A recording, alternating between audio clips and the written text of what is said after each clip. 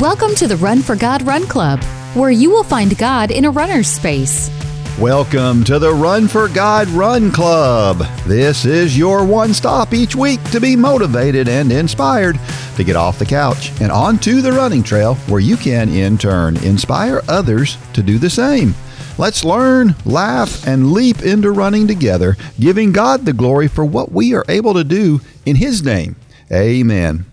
Well, I am your running host. We have a treat for you today. Have you ever made a promise to a loved one who later passed away, and then you felt that need to do what they asked you to do? Well, this week's story is about a lady who did just that, and it's a great story. And then, have you ever thought about the Red Sea crossing and I'm going to pose a question today that may be a little different than you've ever thought about that before. And joining me for this special episode is Run for God founder Mitchell Hollis. Thanks for having me, Dean. So how's the 100-mile training going? It's going well right now. Yeah? Yeah, so far. A little sore. I've been running more miles. I've been running more miles consistently than I normally do. I've run more miles in a month than I'm going to run this month, but I haven't done it the way I've done it this month. So that is in, what month is that in? It's in May. May. Yeah. Okay. So, yep. So what will your highest weekly mileage get up to? Are you thinking? I don't know. Will you hit 100? Maybe. Right now I'm in the 70s right now. Okay. And so I'm trying to get to the point where 70s feels comfortable. Yeah. And then I want to bump it into the 80s. And if that gets, I want it to feel comfortable, because I feel like if I'm running an ultra marathon, you need to get to the point where it just feels comfortable to run. Sure. And so that's kind of my goal. No hard stuff, no fast stuff. I haven't been doing anything like that. So, right. Yeah. It's all cool. Yeah, it's just fun. Man, we've had some cold days here lately. We were at Lowe's. Yes, a couple of days ago, we were at Lowe's, and they had flooded the entire store. Really? In Dalton? Yes. They had a pipe break, and it literally got all the way to the front of the store. The pipe broke in the back of the store. Yeah, those aren't little pipes they have going in there. Yeah. It was a mess. The poor people there. You were trying to ask for directions for something, and you could tell they're like, "I'm going to take the time to answer your question," but I felt so bad for them because I almost didn't want to bother them, but at the same time, I needed what I needed. But it was So there's just water everywhere. Well, by the time we got there, a lot of it was cleaned up. There were still some wet spots, but for the most part, it was cleaned up. But you could tell they had tried to get stuff up off the floor. They had stacked stuff in carts, and it was just a mess. Wow. So and that wasn't the only place. Our church. It must have happened overnight when they weren't there, because even if it was a big pipe, you could get it shut off. It did happen overnight. Yeah, that's what happened. Is it happened overnight? It took them a little bit to get to it. Yeah. Yeah. Wow. Yeah. That's crazy. That's terrible. But it's funny because the rules are so different here. You're in construction. The rules for how deep you bury pipes here is like what? I don't know. You can bury pipes a foot deep and you're fine here. Yeah. Well, like up in Maine, I think you got to bury them like 36 inches deep or deeper. Yeah, you have. I mean, even the footings there. I saw these in your notes. I've got some friends that live down in Mexico Beach now. Some friends of my in-laws, and he is from Maine. And he's pretty handy. And when he went to Mexico Beach, he was going to build his own house. Well, he had the contractor come out, the grading contractor that was going to dig his footing, and the guy started to dig the ditch and went 12 inches down like you normally do, and started pulling it back to clean up the ditch, and David said, "No, you keep going down." And so the guy said, "Okay." So he went down. He dug his footings 36 inches deep. Oh, wow. And the building inspector came to inspect him, and he was like, "Man, you're really going overboard on these footings." And he's like, "What? It's not code here?" The guy said, "No, it's not code." Wow. Yeah, that's so. You're right. I mean, you got to get. They call it the frost line. You got to get below that frost line. Right. So, and what happens is people up north, they think we're crazy here when things go wrong in the wintertime, and they don't realize that we're not built for the things that they're built for up there, And so when things shut down here, well, it's because we can't handle those things because the stuff's not built that way, or we don't do things that way, or we don't have snow plows, know. So it's different. Well, last week we had a Facebook post from Adrienne Parker that I wanted to talk about. She said, I just got out of my doctor's appointment for my foot. She does not think it's Morton's neuroma, but that I don't have enough padding on my foot. I am awaiting an x-ray to rule out fractures and such. I also got a referral to an orthopedist to have inserts made for my shoes, which is scheduled on the morning of the 15th. She also gave me a referral for a physical therapist that deals with runners to help me with my horrible running form so I won't injure myself. In the meantime, I was told to just walk. The reason why I bring this post up is because so often we go to a doctor and the first thing the doctor says is, well, I'm not sure what's wrong with you, but just stop running for 2 weeks and come back to me in 2 weeks. We'll check it out. Right. And yeah, will that work? Yeah, sometimes, a lot of times it'll work. But the truth is she can still do stuff. It's not necessary. Yeah. It's the pounding that's hurting her foot. And so, being able to keep going and run a little bit, walk a little bit is good. And it's good that they gave her that instruction. Mm-hmm. The other thing here too is the physical therapist idea. Physical therapists can do more for you than a doctor can. I'm convinced. If I had a choice on who I could go see for injuries and stuff, I'd rather go see a physical therapist than a doctor most times. Sure. Because they do such a good job. So why do you think that is? I've thought about that before is that something that's taught, or is that a liability thing? They just, they're trying to, and the reason I bring this up, I heard a doctor friend of mine. Actually, I was talking to her husband a few weeks ago, and we were talking about a lady in our church that is about to go through chemotherapy, and they were talking about how bad this chemotherapy is going to be, and everybody's kind of praying for her, but I was talking to my buddy who his wife is a doctor. And he said, I was talking to my wife the other day, and she said that a lot of cancer doctors, what do they call those, oncologists, mm-hmm.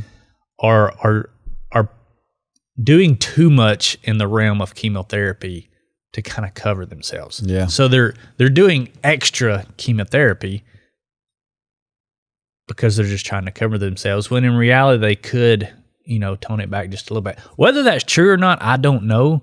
But it seems to kind of be a trend. I mean, because you go to the doctor and it's something that you could walk or maybe jog easy, and they tell you just to stop. Now, not all of them are like that. We know orthopedics in the same firm here in Dalton, mm-hmm. that one of the doctors will tell you is very pro-exercise and one of them is very anti-exercise. Yeah. So, we've talked about it before. If something doesn't feel right when a doctor tells you or they can't articulate why. Yeah. Because they should be able to articulate mm-hmm. why they're telling you what they're telling you, because they need to be teaching you as much as they are prescribing you. Yeah. They need to teach you why it is they're telling you what. There's nothing wrong with getting a second opinion. For sure. And if a doctor seems a little upset that you're going to get a second opinion, that's probably all the more reason that you need to get a second opinion. That's true. It's a good point. But we deal with this a lot. People say, my doctor said I can't do this. But you need to have a good reason why. Yeah. Yeah. And don't get us wrong. No. We think you should go to the doctor. If you got a problem, please go to the doctor, right? Mm-hmm. It's just which doctor you use. And I think a lot of it comes down to a doctor knows that if you quit using something and it's a soft tissue thing, it's probably just going to get better on its own. And so their goal is just to get you better. Sure. It's sort of like when the pandemic hit. You had people, we did some things that probably were a bad idea, but it's because the people who were making that decision, that they were only focused on one little piece of the picture instead of the whole thing. And I think that's what it comes down to with doctors. Right. And then I think some doctors too, think I'll give them an excuse not to have to run, you know? And that's, so a lot of times I think if you'll push back on a doctor, mm-hmm. like if a doctor says, I want you to take 2 weeks off, if you'll say, well, what about if I walk? What about if I walk? What about if I ride a bike? Am I okay to do this or that? Can I run a little bit shorter? Sure. A lot of times the doctors will let you do that. Mm-hmm. So, don't be afraid to push back a little bit on those things. Trivia question from last week. Who is the fastest American marathoner, and why is he not the American record holder in the marathon? you brought up that if anybody has watched all of our videos, they know the answer to this question. Sure. And I was wondering, did we turn that interview into a podcast? I can't remember if that's a podcast or not. That interview is not. We did do a podcast with him as an interview. No, maybe we did. If we didn't, we should bring that as a bonus episode. Yeah. That is a... I did learn a lot from him. Yeah. He's a fascinating guy. Of course, we haven't even said his name yet. Yeah. Ryan Hall, good Christian guy, great family. He is the fastest American marathoner. He ran 2:04:58 at the Boston Marathon. And but the problem is that the Boston Marathon course doesn't satisfy the drop and separation rules. And what that means is there's two rules: drop and separation. Drop is a course is not allowed to lose so much elevation within, like, it's, I don't remember what it is, but it's like, 10 meters per kilometer or something like that. There's a certain amount that you're allowed to have it go downhill, and then if you obviously that's a net drop, right? That's a net drop. So if a race starts and finishes at the same spot, that rule's kind of out. That's right. You don't have to worry about that. And you also don't have to worry about the other one, because the separation rule is that the start and finish line have to be within a certain percentage of the total race distance together. In other words, if we're running a 5K, the start and finish might have to be, I'm not sure exactly what the rule is, but let's say it's got to be within 300 meters. And that's just so you can't find a wind tunnel of a road. Right. And run 26 miles straight down that road. Right. Yeah. Because there are those roads out there where it's just a wind tunnel. Well, that's what happened in the Boston Marathon this particular year, was that they got what they call in Boston the wicked tailwind. Yeah. And they all ran fast that day. As a matter of fact, he finished, I think he was fourth that day with that time. And this was back at a time when, 2:04, this wasn't, the world record was 2:03. Yeah. So, yeah. Matter of fact, I think the winner ran under the world record time, but it didn't count as a world record either. So the actual record for Americans is Khalid Kanuchi's 2:05:38. So not too much slower than that. And that's been around for a long time. Now, Ryan does have the American record for the half marathon still, and that's 59:43.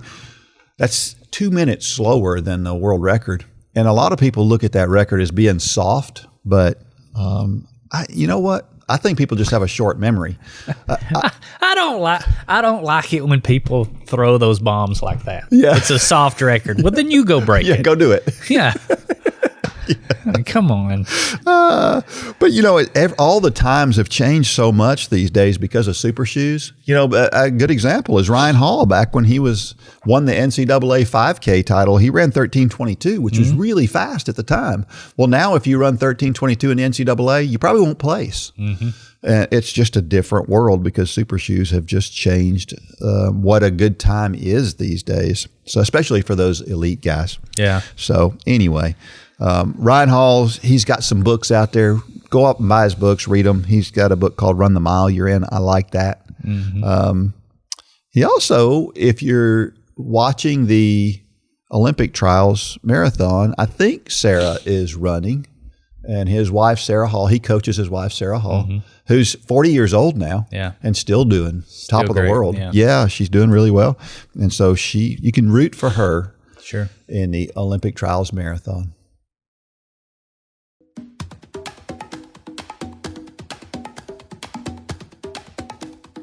Upward Sports equips churches to run self-sustaining sports ministries in their communities. Whether you're a sports fanatic or on staff at a church, Upward Sports will give you all the tools you need to run a first-class sports ministry that allows you to reach families in your community. Upward Sports offers basketball, soccer, flag football, cheerleading, volleyball, baseball, and softball through league and camp offerings. At Upward Sports, we want to help your church make a difference and give you increased opportunities to share the gospel.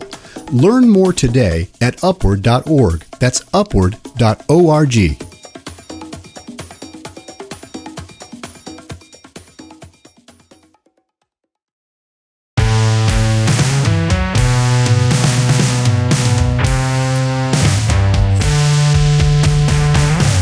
All right, we're back. We do this live thing every Thursday night, and if you're not tuning in for Thursday night, you need to check it out. Now, I have noticed that lately we have a lot more people watching Thursday night after Thursday night. And that's fine too. Yeah. But if you want to interact and you want to ask a question, or then you want to be there live so you can ask those questions, because we'll answer those questions right there. But if not, you can always catch that up on the runforgod.com website. So let's talk about the little change we made in the Thursday Night Live, the platform. Yeah. So you can still access it from the Run Club Facebook group, which we say is worth the price of entry for Run Club, just to be part of that. We used to do it on the Facebook Run Club private closed group, which if you're a member, you have access to. But we had to change that, and we now broadcast from YouTube because Facebook made some changes, and it's not as easy to do it on their platform anymore. So if you've come on there and you're trying to find it, look for a link now that links you over to a YouTube link on Thursday nights. And we send that out plenty early enough. It's in the email that goes out on Thursday afternoons. I think it's in the Monday morning email as well. That's right. Be looking for that. That was just we're living in a world where technology constantly changes. And as soon as you get a good system going, one of the big boys is going to change something. Yeah. And so that's what happened. That's the reason we made that change. It's just basically system reasons. And our plan going forward is to pin that to the top of the Facebook group page each week. Week going forward, so that so you can find it pretty easy. Maybe once Facebook. we get this new app done that we've been talking about, that won't be an issue anymore. Yeah, hopefully. We're knee deep in building this new app, and it's gonna be incredible. Yeah, it is. It is. Well, talking about the super shoes we were talking about here a few minutes ago, there are many of them out there now. This past a couple of weeks ago, I think it was now, Nike, has been the leader in super shoes. They came out with the first one. And well, I don't know if that's actually true. Adidas, Nike kind of fought for who was first there. But Nike is the leader, notwithstanding that Adidas shoe that Tigges Tasefa ran that 211 in. But Nike came out with this newest version of the Alpha Fly 3. It's sold out in 2 minutes. 2 minutes. People, these shoes are like $500 a pair, and they're selling them out in 2 minutes. That's great marketing. That's incredible marketing. They probably made half as many as they needed to make, so they could have this stat out there. Oh, absolutely. They sold out in 2 minutes. You know it. They made a 10. They had 27 pair on the shelf, and they sold out in 2 minutes. Yeah, absolutely. Now they're going to make 200,000 pairs and sell them at $500 a piece. That's right. That's right. And everybody's going to be all pull back the veil over. on that. I never fall for. You ever fall for that? I never fall for that. I never do. No. But some people in my life, she knows who she is. It's on sale. So if you could get a pair of super shoes for a normal price, would you buy some? No, you still wouldn't buy them. I don't need them. Yeah, I don't think. I mean, recovery, things like that. They talk about maybe, but I don't need. There is no need for the majority of the people to have a pair of those. Yeah, and pay that much. Now, if they were the same price as the shoes that's what I'm saying. Let's say they were $150 instead of $500. I would give them a shot. Yeah, but there's no way I'm spending $500 on a pair of running shoes. No way. Totally agree. All right. Well, have you ever promised a loved one something and then had them pass away, and then you were determined to do that thing? Well, that's what this story is all about. This one comes from Kristi Drew. It's called Running with the Angels. I'm writing to let you know actually, let me back up before I get started on this. This came to me as an email. Yeah, I was going to say, give it some context. She shared this email with me, and that's why it starts out the way that it does, because she sent me this email, and then I asked her, hey, will you write that as a story and kind of make it more of a story than an email? And that's what she did. She left it a lot like the email. There's several stories that have started that way. They have. Just an email. Yes. And this one was just so good. I asked her, could she do that? And she graciously did. So that's where this comes from. And that's why she starts it off this way. I am writing to let you know I've just completed the 10K program, and I'm so happy. If you had asked me at the start of this if I thought I could run 6.2 miles, I'd have said I wasn't too sure. In fact, I had a lot of doubts in my ability to do this, but I committed to it anyway. I have run 5Ks for many years, but I run with some mini walking sprints throughout, so the idea of running longer distances seemed a bit foreign and just hard. But hard never stopped me before, so I started with the 5K program and found I really enjoyed it. I loved the physical book and found my time journaling to be really rewarding. I'm not sure I actually ever planned to keep going, though. I had never run anything longer than a 5K, and I wasn't sure it was something I had on my bucket list. But my father and I were talking one day over the summer about getting healthy and staying healthy. He had been battling some health issues, and I wanted him to know that I would take care of myself. A week before he passed away, I committed to him that I was going to train for and run my first half marathon in his honor. So I signed up for the half marathon in April and planned out my training so it would align appropriately. I started the 10K program 12 weeks ago and will roll into the half marathon training program next week. Now, if I'm honest, I started the 10K program wondering how I would ever run 6.2 miles. I struggled at times during runs, and I still walk for little sections. But I found that sticking with the program and pushing myself a little bit more each session helped me stay the course. I made a commitment, and I knew I would not back down from that. I do, however, remember feeling a bit discouraged when I heard people who were running straight through and at a pace much faster than me. But I kept reminding myself that I'm running my own race, focusing on sticking with it with the end goal in mind. Before I knew it, I made it past the 4-mile mark, which for me seemed to be a tough hurdle. Then all of a sudden, I was running up hills that I used to struggle walking up. And then I did it. I ran my first 6-mile run. Once I did that, I knew I could do it, so I kept up the program. The training program was so helpful, keeping me on track, motivating me, and pushing me beyond what I thought was possible. But it wasn't without some tough runs. One morning, I was at the soccer fields where I often run the longer runs on a track that goes around the fields. It was early morning. It was a cool and little misty. I was really struggling with this longer run, feeling a bit discouraged and wondering if I could make the new distance. Just as I ran past this one empty bench, I could feel my Father's presence, like He was there to cheer me on. It was an overwhelming feeling. I started pushing myself a bit more and prayed for the strength to keep going. And I did. I kept running. I kept focused. Then I started seeing little hearts in everything, a heart-shaped cloud, a heart-shaped rock, a heart shape in the pavement. I knew my dad was there with me, and I knew my Heavenly Father was there too. I prayed for His strength and kept going. Since then, I have used many of my runs to pray and grow closer to God, challenging myself and believing that God would see me through the ups and downs. I started finding my running time to be a release. I pray, I listen to Christian music, and sometimes I just try to listen and hear what God might want to tell me. The growth I experienced through this 10K program wasn't just physical. It was a chance for me to reinvigorate my faith during some really difficult times. Achieving the milestones kept me focused, and the weekly podcast reminded me I wasn't alone in this. I'm excited to start the half marathon training program in a few days. Yes, it may feel a bit daunting, but I know with some hard work, determination, prayer, and belief, I'll be writing to you in a few months from now, sharing my first half marathon experience, running with the angels. That's a great story, Kristi. I'm going to be looking for that next story. Amen. Yeah. So we say it. We've said it a million times. There's more than running going on here. There's very little running going on. Yes, I mean, right. that's the means to this story. But man, I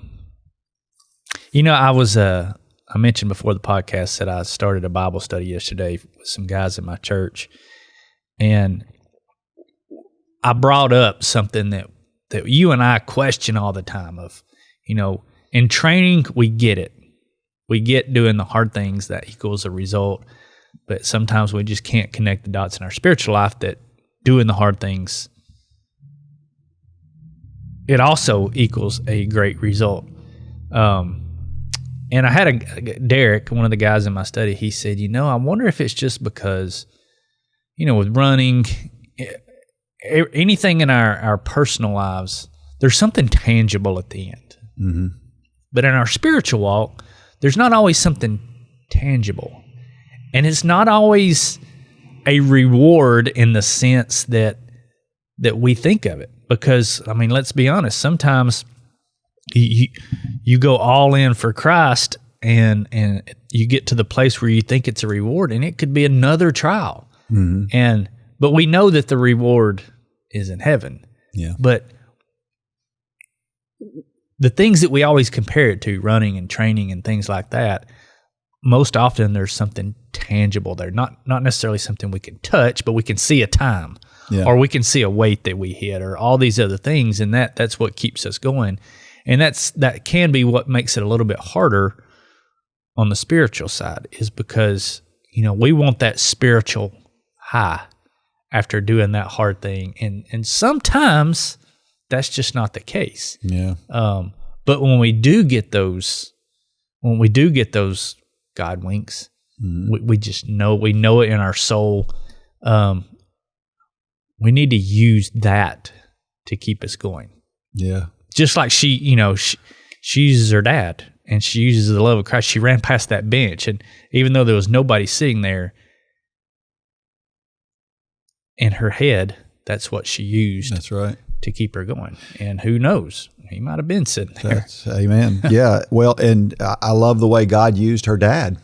Yeah. Right? God used her dad in his final days to encourage her. Mm-hmm. And gosh, the way God orchestrates these things is so awesome. Mm-hmm. Right? And we all need, sometimes listening to God is not listening to God. It's listening through somebody else. And in this case, she's reaping the rewards. I guarantee you she feels better today than she's probably ever felt, mm-hmm. or at least in a long time. Sure. And gosh, it's great. And of course, she mentions in here, running helps us feel better. It's good for us physically, and that's why her dad wanted her to keep doing that. Mm-hmm. But it also helps us deal with things like this, like the loss of a loved one. I know for me, when I'm worked up, fired up, upset, down, whatever it is, I want to go for a run. Or Debbie says, you need to go for a run. That's usually how it happens in my house.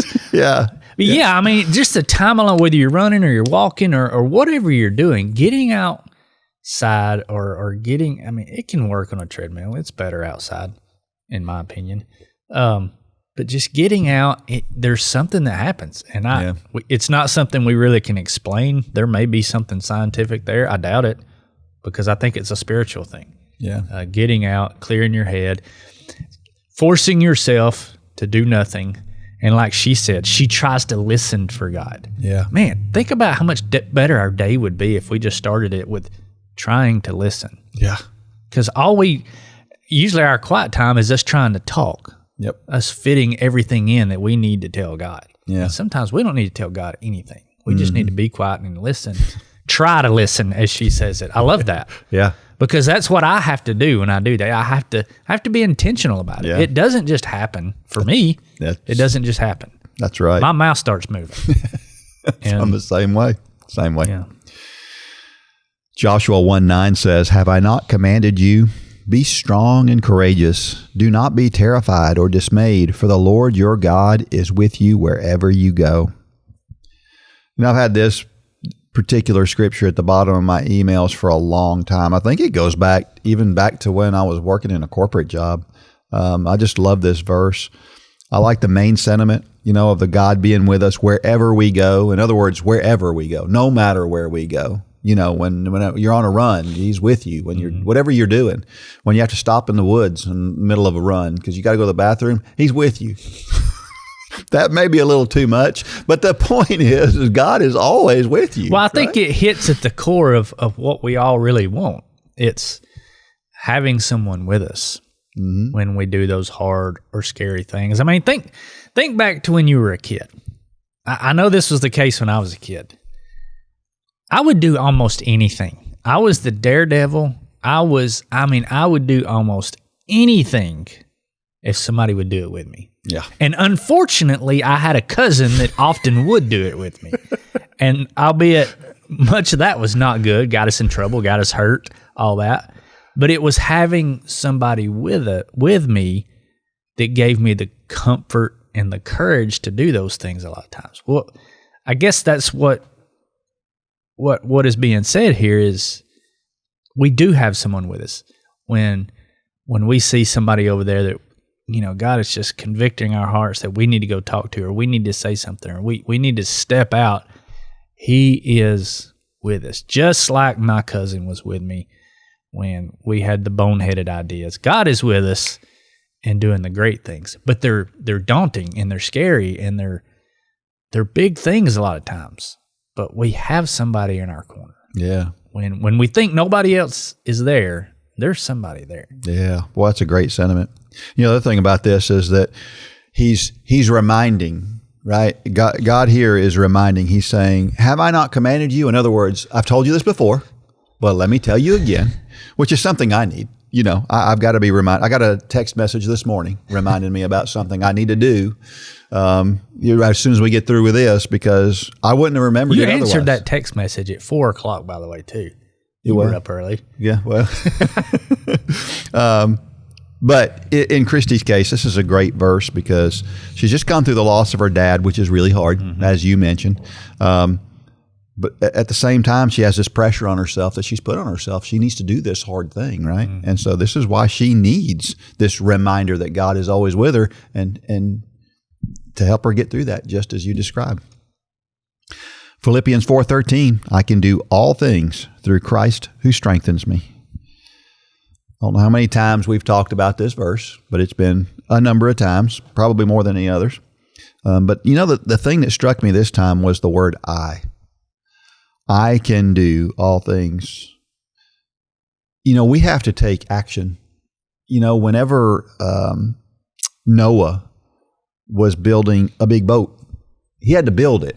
It wasn't God. God could have just taken that thing out of just plopped it right down on the ground for him. But the idea was he needed to do his part. When Moses got to the Red Sea, he was to hold up his staff to part the waters. Well, God could have parted those waters without the staff with no problem, but he wants us to do things. And so I think that idea of I can do all things, it's don't forget that we have to do something. Yeah, and some people will say, Dean, you're kind of tiptoeing into legalism, that it's works, and that's not what you're saying. It's obedience. Yep. Is what that is. Yep. We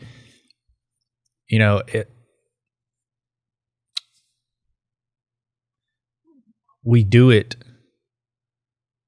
because we want to please God, because we love God, not out of some duty, not out of some mandate. That I think that's what drives us as Christians. That's we don't sin as Christians. I'm trying to figure out how to get this out.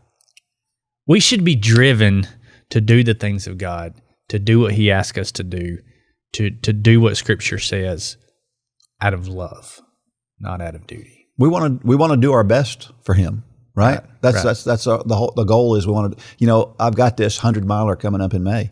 What I could do is I could just do what I've always done, and just run my however many miles a week, and just. Sure. Let that come up on the calendar, and on that day, could I complete 100 miles? Probably. I could probably get through it, but I couldn't do my best in it. That's going to require me to run a lot different between now and then, and I'm willing to put in my time to do that because I want to do well there. Sure. Well, that's how it works with all these things. With God is we want to do our best for Him, and in order for us to do that, we have to be motivated to do it, not because we have to. Right. But because we want to. Luke 22:43. Now an angel appeared to him from heaven, strengthening him. This is passages from when Jesus is in the garden praying for God to take away what he's about to have to go through, which is a terribly hard thing. And he's praying so hard that his sweat becomes like drops of blood. His anxiety is so high at this point in time. And then an angel appears to him to help him.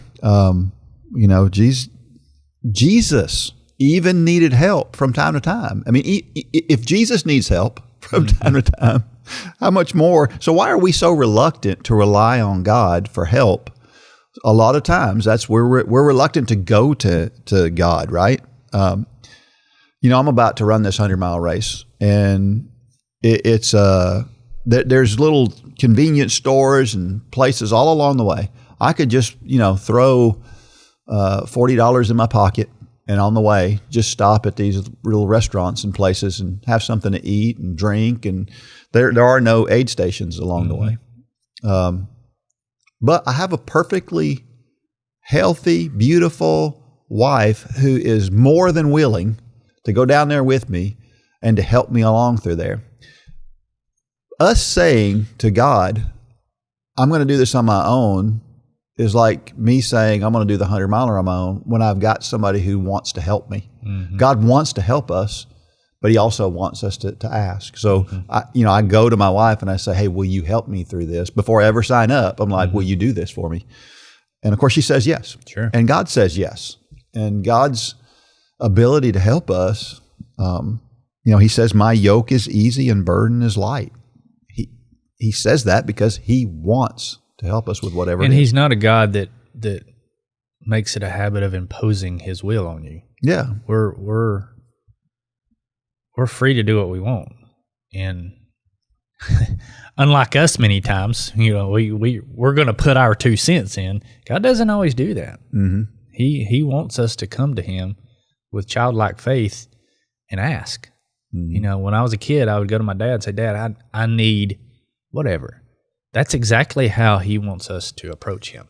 And he's happy to help always. Now, is he going to give us what we want in every situation? No. Did my dad give me what I wanted in every situation? No. It's the same relationship. And it was good for you that he didn't. Right. Yes. What is that old Garth Brooks proverb? Thank God for unanswered prayers. Sometimes he knows. Yeah. He knows best. Here's a question. What are some things you do to overcome fear or doubt when you're training for your next race? For me, it's a plan. Yeah. This. Plans give me peace. Yeah. It doesn't matter if it's walking something or it's running something. Having a plan that I can map out and see that if I do this, and this, it's going to make me produce this result. That settles the fear down.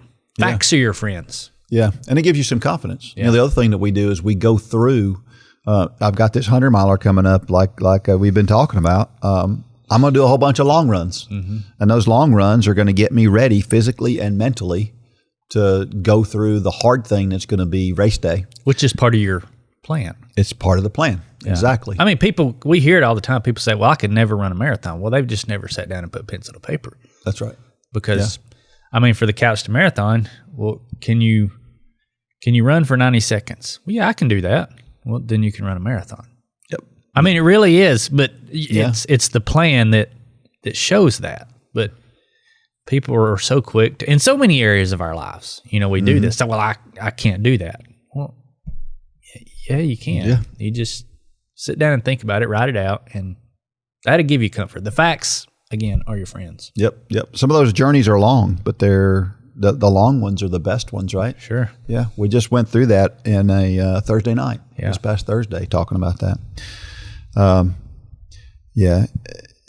And I think that the bottom line is when we execute these plans that we have is we're trying to put ourselves in situations that are similar, right? And so a lot of times we get upset when we think about we wonder why God puts us through things. Well, he puts us through things to get us ready for those hard things, right? And so when I'm overcoming the fear of that next race, what I'm doing is I'm putting myself in a position while I'm practicing to be ready for those conditions when they come. And so it's not, it is the plan. The plan's important, and then executing that plan is important as well. Right? They go together. It's for that reason that we tell people, when it's raining outside, don't just be quick to go jump on the treadmill every time, or when it's harsh weather or snow, because it's good like point. We used to always tell our triathlon kids back in the day, they would excel in races where the conditions were harsh. I'll never forget one race in Richmond, Virginia, when it was just absolutely pouring down raining. One of Lane's best races when he was a kid. And it's because all these kids, they were just wiping out on the roads on the bikes. Yep. They didn't train in that. Yep. But, I mean, I probably went a little too far. I let lightning get a little too close in my pass. But if it was raining, okay, it's raining. You've said you look at it as an opportunity. That's right. When conditions are harsh. That's right. And, man, if we can just, again, tie that to our spiritual walk, and not that we're going to enjoy. Nobody enjoys harsh training. But if we can get ourselves to understand that I get to go through this. Yeah. Whatever it is that God's throwing at you. Because in the spectrum of our life, it's nothing. Yeah. It just is. It doesn't matter what it is you're going through. And I don't want to minimize sicknesses and deaths, but in the spectrum of eternity, it's like that. I think I have a rope hanging around here somewhere. I did the illustration that Francis Chan has done before, where he has this long white rope, 100-foot rope. And on the end of that rope is 1 inch of red tape. And he picks this rope up, and he lets this rope go all through the crowd. People are holding part of this rope. It's just right through the crowd. But he picks up the very end where it's red, and he starts in little bitty letters on that piece of tape. It's got, you were born here. You gave your life to Christ here. You became a father here. You became a grandparent here. And it's all on that little piece of red tape. And he said, you know what this red tape represents? He said, this is your life. And then that long piece of white rope that stretched all through the crowd, he said, that's eternity. And so the things that we put so high that are so scary and we dread, and it's all for what we're doing in eternity. That's and right. It's so insignificant. Yeah. But so many times we have a temporal mindset or a finite mindset. We went through that book here a while back when we're living in infinity. That's right. Is that the right word? Yeah. Infinity. Yeah. Yeah. To infinity and beyond. Yeah. Buzz Lightyear. But I mean, it's just, it's if we can ever get that perspective. Yeah. Man, what a game changer. Great illustration. Another question. How have you overcome the temptation to compare yourself and your running achievements to others? I think in my older age, I just don't care anymore. I don't care what other people think of my running or walking. Yeah. And so that has been liberating, I think. Yeah. I think you were with me. You were with me back when I started to make that shift, because I'm the Run for God guy. Yeah. And I really struggled for, 6 months with making this shift. And at the time, looking back, God was bringing me to walking. I have no doubt. But it was liberating when I finally reached that point where I don't care what other people think anymore. Yeah. I do. Don't get me wrong, but I'm not comparing myself in that way anymore. Now, I compare myself in plenty other ways that is probably not of Christ, but in that way, that's not a struggle for me anymore. Yeah. But it is for a lot of people, and that through prayer and asking God, take this away from me. Take that comparison away from me. He'll do it. Yeah. He will. Well, I want to say this about comparison. There are good comparisons too. There is, yeah. And that's where a lot of times we think, well, we never want to compare ourselves to anybody else ever. Well, yeah, we do. Actually, the Bible tells us that we are to compare ourselves to Jesus to be more like him. But, for me, as a runner in what I do, the comparison to others motivates me. Sure. Because I want to be better. And it does motivate me to want to beat that guy who lives out in California. Now I realize that's not the case for everybody, but your competition may be your neighbor, and maybe the competition isn't you want to run faster, but maybe the competition is you want to be more consistent but that competition is good. Sure. That's accountability a lot of times, competition is. And so sometimes it's good to compare ourselves. It can be so destructive, it's the so fast, motivation though. behind it. That's though. right. Yeah. It's Mine was not good. Mine was vanity. I think I should be doing this because of who I am, and that is such a wrong perspective. I may be a little bit too transparent here, but that was so wrong. Yeah. I need to run fast because I'm the run for God guy. Well, God kicked that argument out from under me real quick because it was about me. Yep. If your motivation is and this is exactly what you've done. You've became faster, and it's given you a platform to use that for good. Mm-hmm. And so it's always the motivation. It's always the motivation behind. It's the why. Yeah. Why are you thinking this way? Is it all about you, or is it about others and what you can do for Christ as a result? It can be the same. It can be the same thing. comparison. It can be the same comparison, but one's destructive, one is edifying. Yeah. Yeah. That's amazing, isn't it? Last question. How has God reminded you that he is with you in difficult times? For me, he does it in subtle ways so often, and I don't know why this came to mind when I saw this question, but I remember back when my mother had passed away, and it was a big complicated thing, but we had a kind of a memorial service for her. And in that memorial service, I was going to speak in that memorial service, and I just remember being it was hard. It was just hard. And anybody can imagine it, but I was kind of almost in la la land, like I don't know how to even explain it, but it was going to be hard. And then in walks the girls from my college cross country team. Well, I hadn't thought about them at all as far as showing up or anything. I hadn't invited them even, not in a specific way.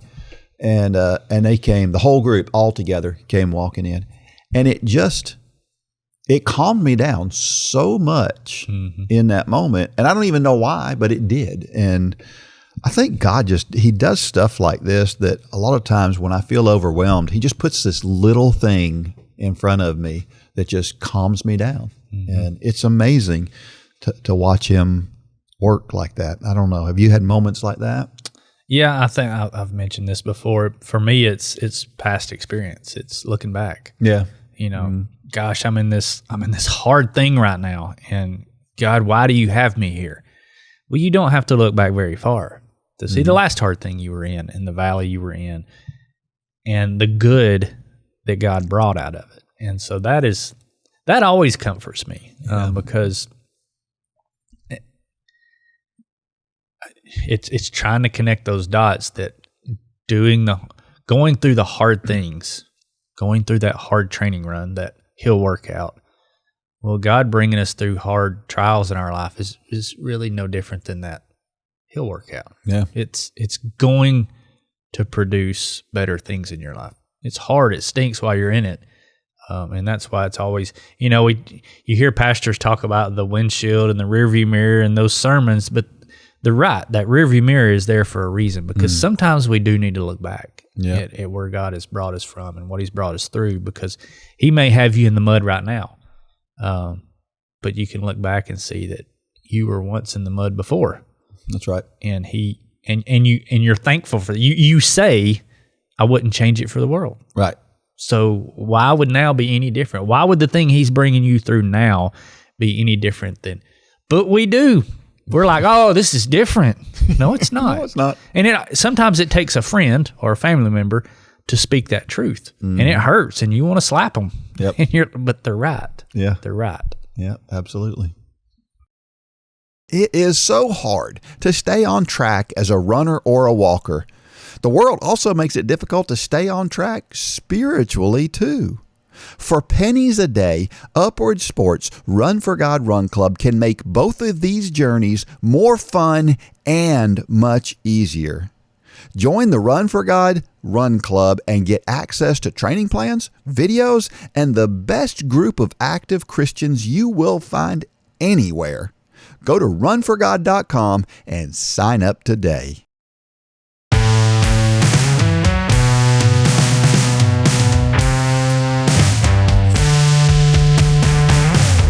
All right, we're back. Let us talk about a constant fear for runners. What is the number one fear for runners? Well, for me, it's dogs. And I think we have a perfect storm brewing. These days there are a lot more people running with their dogs. There's a lot more people bring their dogs to dog parks and other places to walk their dogs. So there's a lot of people running and people in public kind of getting together more than it's probably ever been in the past. Well, recently in Britain, there was a lady that was attacked by a Rottweiler boxer mix and was nearly killed while she was out for a run. She was running on a path near a river, and the dog just all of a sudden decided to attack. And it grabbed her by the arm, and it caused some pretty major injuries. The only reason she's not dead today probably is because she figured out how to get away from the dog, and she jumped in the river to get away from the dog. And the poor lady won't even go run or walk now because she's traumatized by it. I saw a scary dog this weekend. I was out running on, I can't remember the name of the road where the half marathon turnaround was when we had the Hopewell Road. I was out on Hopewell Road, and this dog, big, mean, wide dog, runs down this fence at me. And we got to the end of the fence, and he popped out onto the fence and came out. Is it right there where the turnaround is? Yes. I know the dog. You know the dog I'm talking about. I think he's harmless, though. I think he is, but he doesn't look harmless. Yeah, that's the problem is you just don't know. That's right. But I think he's actually come all the way out of the road before, and a lot of times they'll come at you like teeth showing, and then they get to the edge of the road and their tail starts wagging. Yeah, come on. Yeah. Well, this one, here's the thing. I had a friend of mine who was bit by a dog one time, and it was a boxer. Boxers aren't generally super aggressive dogs, right. But I think the dog, I don't even know if the dog was being aggressive more than it was just trying to play, but it bit him right on the rear end. And he knew the people who owned the dog. And of course, what are the people saying? They're saying, oh, he won't bite. He's fine. That's what you hear every time, right? Is he won't bite. And I'm like, yeah. He may be harmless and he may not bite, but to me, I don't know. And we know there's been a lot of times where somebody says, my dog won't bite, and then that dog bites. Yeah. So, just if you have a dog, in my opinion, keep it. If you're out in public, keep it on a leash. Yeah. I know you think your dog is great, and I think my dog is great. Yeah. But I'm not going to, my dog has never bit anybody. I don't believe that she ever would, but I would not take her out in public without a leash. Now, as far dogs are inherently protective. That's why we love them. That's right. Because they're very protective. That's right. Yeah. Yeah. So be careful with those. That is one of the fringe benefits of running and cycling is you know the good dogs and you know the bad dogs in your town. That's right. Yeah. It's just like I know the dog you're talking about.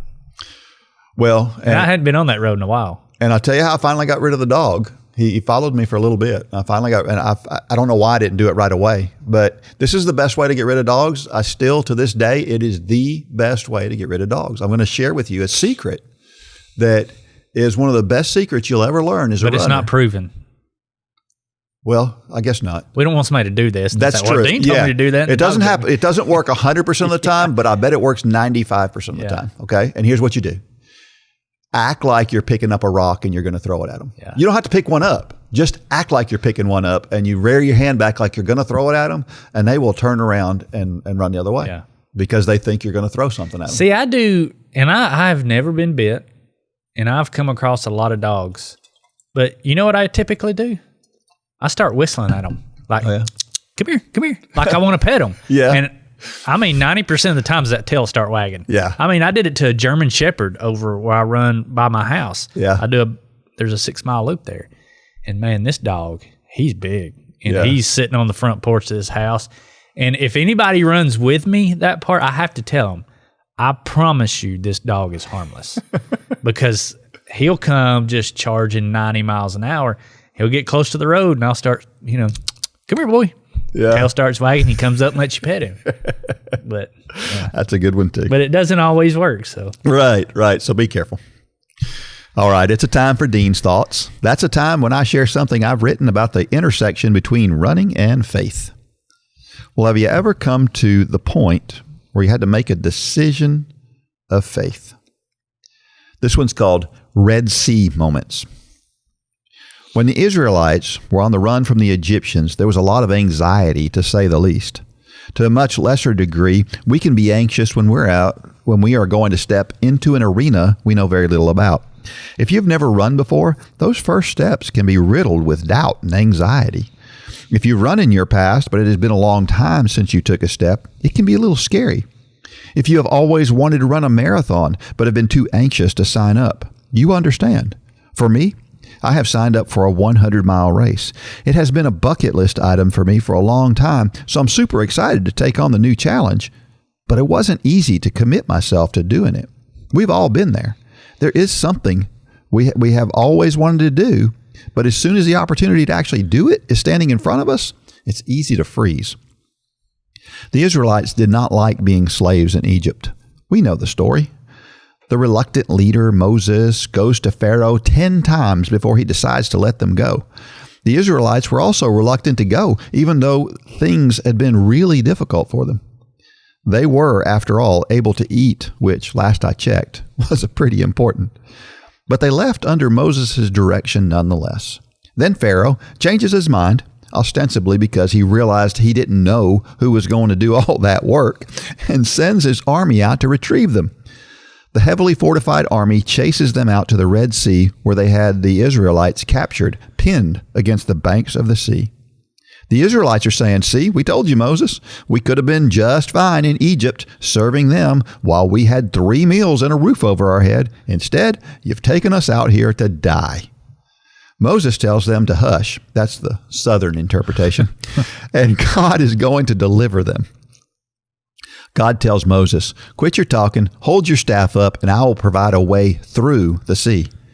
He holds the staff up, and the sea parts. We've all heard the story. But picture the high walls of water on both sides of the path as they peer down into the bottom of the Red Sea, an area that was just underwater just seconds ago. God had delivered almost. Again, get a picture of looking down into the bottom of what used to be the sea. Now think, what if you were asked to go first? Remember, they had been complaining to Moses. They were not in the risk-taking mood. Have you ever thought about who went first? It had to be someone with great faith. As I thought about having the opportunity to run that 100-miler, I was staring down into the bottom of the Red Sea. What if things don't go well? What if I don't finish? How painful will it be? Can I run for that long? I don't know the answers to any of those questions, but I do know that God will take care of me. Those questions fade into the distance when I think about what God can do through me. I'm convinced that God has me staring down into that 100-mile race, and He wants me to go do it no matter how scary it looks. But how about you? What is your Red Sea? Have you looked down and seen the water piled up on both sides and chickened out? For the Israelites who were too scared to take that step, it is understandable. But when someone took that step and climbed down onto the path between the waters, they had faith that God would hold the waters back. And if He didn't, He had something even more spectacular planned. Have you put off running a marathon even though it's on your bucket list? Maybe you're waiting for the right time. I could have waited another year or two before I decided to check off the 100-miler from my bucket list. After all, I've been dealing with some issues on my left side that have been pretty intense at times. We're going through this merger with Upward, and that means I'm not sure exactly what I'll be doing in May this year. I could wait until things are more stable. I could wait until my hip feels better. Or I could look down into the bottom of the Red Sea and take a chance because I know the creator of the universe is there to help me no matter where I go. If I don't reach the finish line, he'll find some other way to make things work out for good for me because I love him. And he told me he would. It's a great story, Dean. This story reminds me of the story of Charles Blondin. Have you ever heard that story? Charles Blondin was a tightrope walker. Way back in 1859, he was the first guy to walk across Niagara Falls on a tightrope. And he did it several times over that year. Well, at one point, he just became a legend, right? And thousands and thousands of people would show up to watch him. And people would bet on whether or not he would make it or not. That's so morbid. So one day he walks across this tightrope backwards. And then he pushes a wheelbarrow back across. And so he's a big showman. He gets in front of the crowd and he says, okay, how many of you think I can walk across there again? And they're like, yeah, we know you can, Blondin. And then he says, well, how many of you think I can walk across with this wheelbarrow again? And they're like, yeah, well, you can do it, Blondin. And he says, how many of you think I can do it with someone in the wheelbarrow? And they're like, you're the man, Blondin. We know you can do that. He says, okay, I need a volunteer. Dead silence, right?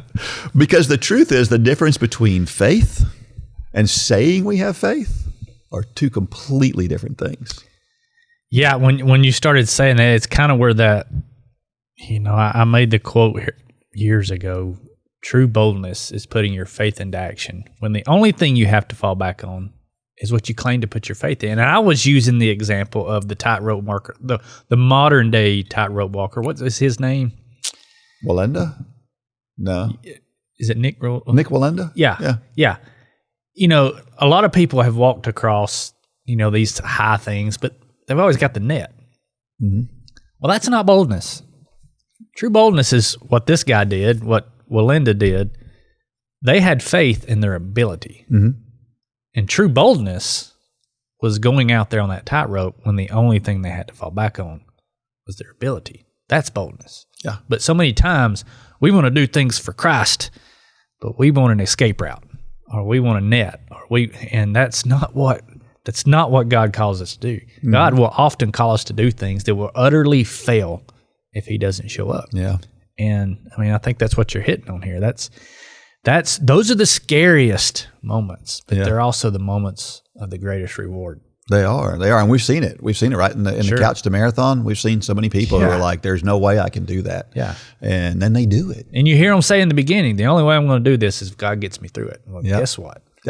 He's happy to oblige. That's right. And there were some hard times in the interim too, between that start and finish line. There's a lot of hard times in there. Yeah. Totally worth it every time. I've said for years, again, like I said in the story, I've been wanting to do this 100-mile race for a long time. And actually, I want to do this one in particular. And when it came time to sign up, though, it was really hard. It was really hard to go ahead and do it. Yeah. But I looked back and I thought, okay, I think that if God puts something on our heart to want to do something, or we feel like we want to do something, and then we say, okay, I'm gonna sign up for this thing. If God doesn't put up a stop sign, I feel like that's God saying, go ahead and do it. Mm-hmm. You know what I mean? Mm-hmm. I don't think God is telling me you need to go out there and run a 100-miler, but I think He's wanting me to do it because I want to do it. You know what I mean? And I think He wants to support me for doing that. And so the thing about this is, if you've ever had a bucket list thing you wanted to do but you've never done it, is it because you're afraid to get in that wheelbarrow?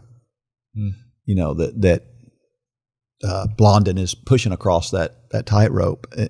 Sometimes we just need to get out there and we just need to go do it. A lot of times God's asking for the volunteer. That's right. And we say, you're the man, God. That's right. But sometimes we got to get in that wheelbarrow. That's right. Oof. That'll preach. There is no better way to start the day than in the Word. Our Bible in a Year challenge is a great way to start the day in the Word as I read through the entire Bible in 365 episodes. I also share running and walking tips each day, as well as encouraging quotes. Choose the self-paced challenge so that you can go at your pace. You must be a Run Club member for access to this exciting challenge. So, if you're not a member, sign up today and get started. If you are a member, what are you waiting for?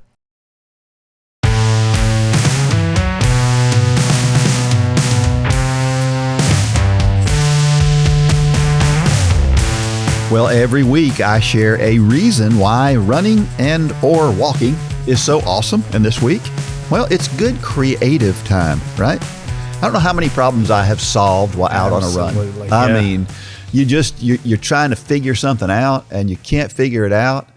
And that train is just going bonkers. Is that the train? Yeah, it's a train. They're working on the train tracks up here. For those of you listening, we podcast right here in downtown Cohutta, and we're right beside a train crossing. Well, for several weeks now, they've been working on the train tracks, and this conductor's loving the horn this morning. Yeah, well, I thought it was a car. That sounded more like a car. It was weird. Anyway, yeah, creative time. Sure. Anytime you got any kind of a problem and you just reach that point of I don't know what to do. I've been in the middle of. I've done this several times. I'm writing a story and I get stuck. Mm-hmm. I just can't. And you just sit there for an hour trying to figure out. And you type in and you erase. And you type in and you erase. And I go for a run. I come back, finish that thing up. Well, I don't come back and do it. Usually, I pull out my phone. This is why I've learned to text myself. Do you ever text yourself? Because it's right there on top when you get back. But I'll send a text to myself. The only problem is, I don't know if your phone's like mine, but I have to send it and then get out of the text app, or else it'll read it. So I have to text and get out real fast. And sometimes I won't get out fast enough and it'll show red, and I'll have to do it again. And anyway, I usually set a reminder. I'll set a reminder. You have a lot of reminders. I know. Well, that's how I am. That's what I do. I get tickled because we use iPhones for this podcast. Yeah. If people didn't know, they probably think we have these big nice cameras. We don't. Yeah. We have iPhones, and when I'm setting your iPhone up, it'll say "feed the fish." Yeah. Like you have a reminder for everything. Yeah. That's that way I don't forget. How did your fish survive before you had an iPhone? Because your fish is old, isn't it? How old is your fish? Yeah. I've got two fish that are, well, one of my fish is over 20 years old. So how did you do it before the iPhone? It used to be our tank used to be in our bedroom, and so I saw it every day. Now it's in the basement. Yeah. And so Well, how about a trivia question for this week? This question might require a little bit of digging this time. We used to hear about the lactic acid in our legs when I was young. I remember that was the thing that made us sore, right? But they have found out that it's not lactic acid that makes you sore. The question is, what makes you sore the next day after you've run? And if you know the answer to that question, even if you've got an inkling of what the answer to that question is, send it to dean@runforgod.com. And the first person with the correct answer will get $20 off in the Run for God store. That's a good one, Dean. Yeah, I thought that would be cool. Well, let me leave you with this motivational thought of the week. It comes from Mark Twain, who had lots of good, interesting quotes. He said, 20 years from now, you will be more disappointed in the things that you didn't do than by the things you did do. So many times we don't do that thing because we're afraid to get out there and do it, but then you wonder, what if? What if I would have? Sure. Right? Don't wonder what if. You want to run a marathon? Sign up for the Couch to Marathon program and get started, and let's do it. Yeah, and if you're out there listening and you're thinking, well, I've already missed the start of the Couch to Marathon. All of our training programs you can also do on demand. You can start April 10th and start the Couch to Marathon Challenge. It doesn't have to be when we started in January. You can start these challenges at any time. We don't talk about that very much, but all of our challenges you can do that with. That's right. That's right. And if you're at this time of year and you haven't started yet, and you're thinking, well, they've already started. Well, if you already run a little bit, then you can start right now. Oh, sure, you can catch problem. up easy. Yeah, you catch up easy. Yep. All right. Until next week, may God bless every step of every run and or walk. Go out there and shine your light. Good job, Dean.